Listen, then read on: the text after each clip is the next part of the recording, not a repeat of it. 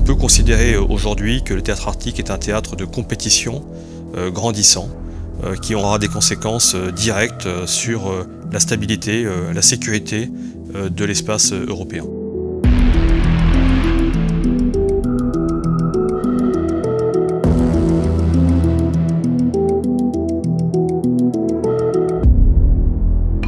L'Arctique est une zone peu peuplée, située au nord du cercle polaire.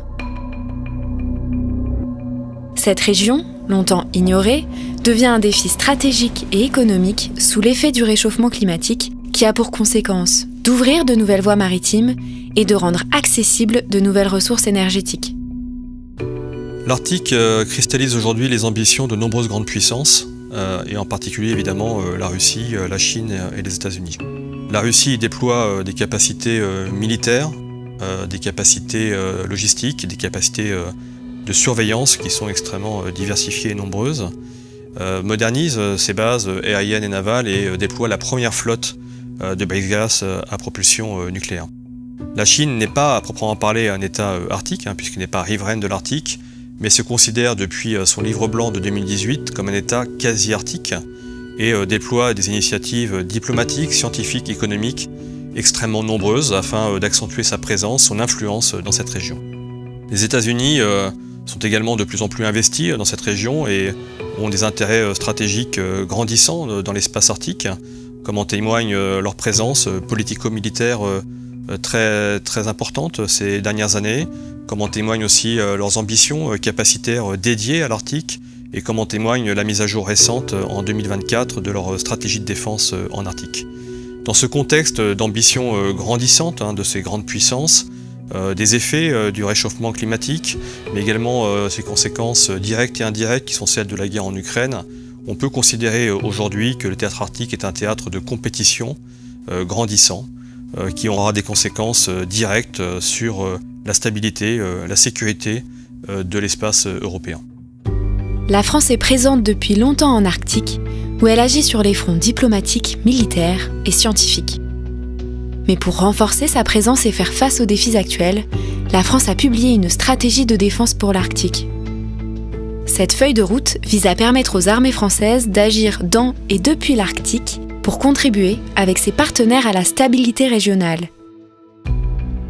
Pour agir dans cette zone, la France doit se doter des capacités militaires adaptées à cet environnement hostile. La Marine nationale déploie déjà depuis de nombreuses années des bâtiments qui naviguent en eau froide, qui participent à des opérations de présence, des opérations de souveraineté, des opérations en coopération avec nos partenaires otaniens ou avec les États nordiques, et est donc déjà tout à fait disposée à amplifier ses capacités dans le Grand Nord à l'avenir. L'armée de l'air a déjà développé des certifications grand froid pour ses aéronefs. Les forces terrestres, les chasseurs alpins en particulier, ont déjà des capacités éprouvées, ont déjà un savoir-faire qui a été consolidé à travers des exercices multilatéraux réalisés au sein de l'OTAN, qu'il s'agisse de Cold Response, de Nordic Response, mais également avec des activités bilatérales extrêmement denses, extrêmement régulières, avec les États nordiques et des activités de coopération bilatérales qui sont réalisées de concert avec ces pays et ces forces armées. Pour autant, les capacités nationales sont insuffisantes à ce stade si l'on veut être en mesure de durer et de combattre durablement si c'était nécessaire dans l'Arctique. Pour ce faire, il faut développer durant cette prochaine décennie des capacités en propre qui vont nous permettre tout simplement d'être autonomes et de pouvoir durer dans l'espace arctique. Dans cette région hostile et difficile d'accès, la couverture satellitaire nécessite des moyens spécifiques. La France investit donc dans le spatial arctique pour réaliser ses opérations de surveillance maritime et garantir la permanence de ses communications.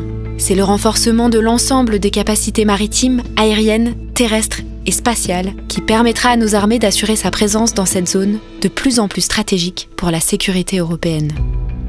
Pour la France, l'Arctique n'est pas une frontière lointaine, mais bien un espace stratégique d'intérêt grandissant, où convergent des enjeux de liberté d'action, de liberté de navigation pour la France et l'Europe, mais également de sécurité énergétique plus largement et enfin de crédibilité militaire. Ce qui se joue dans le Grand Nord aura des conséquences dans le moyen terme, directes sur la stabilité, la sécurité et l'autonomie stratégique de l'Europe.